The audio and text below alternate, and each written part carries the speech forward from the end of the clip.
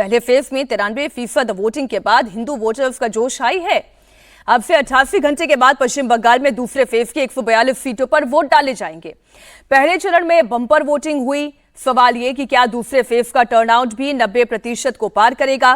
क्या बंगाल में इस बार कमल खिलेगा? बीजेपी पहले फेज में 110 के करीब सीट जीतने की एक्सपेक्टेशन और इनका दावा है। दूसरे राउंड के लिए बीजेपी के बड़े बड़े नेताओं ने अपनी पूरी ताकत लगा दी है। योगी आदित्यनाथ से लेकर राजनाथ सिंह, जेपी नड्डा से लेकर नितिन नवीन, असम के मुख्यमंत्री हेमंत बिस्वा शर्मा से लेकर उत्तर प्रदेश के मुख्यमंत्री योगी आदित्यनाथ, सब मिलकर इलेक्शन कैंपेन में आ गए हैं।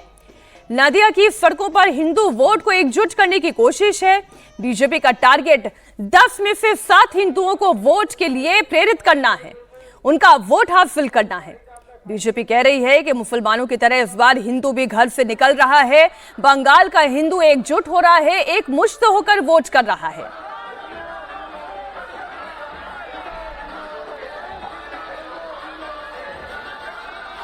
अब सवाल मन में आपके भी ये आएगा कि हिंदुओं का वोट किसे जा रहा है, आज तक किसे जाता आया है। सेकेंड फेज में बंगाल के जिन 7 जिलों की 142 सीटों पर 29 अप्रैल को वोटिंग होनी है, वहां तृणमूल कांग्रेस का होल्ड है।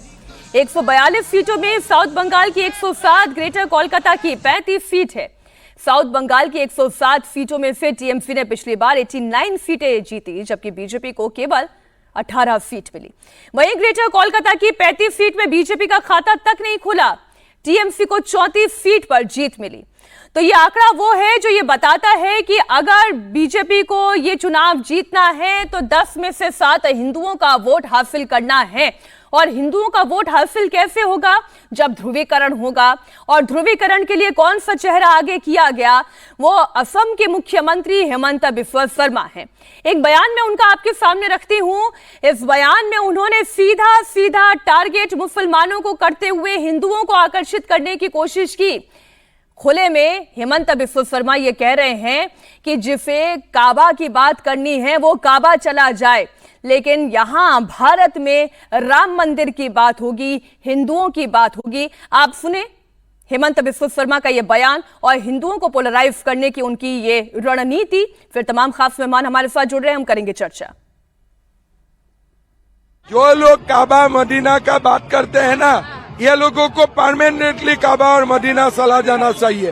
भारत में आप अयोध्या का बात बोलो, अगर आपको हिस्सा है तो आप अजमेर शरीफ का बात बोलो, कोई आपत्ति नहीं है। लेकिन कहाँ काबा मदीना आप बोल रहे हो? मैं भी सुनता हूँ, ये लोगों का दिमाग में ही गड़बड़ी है। ये तो कह रहे हैं आप लोग मांस भात खाते नहीं हैं, आप सब बाहर वाले हैं, यहाँ पर आ गए मेरे से खाते हैं ना कुछ खाते हैं, सब बाहर वाले हैं।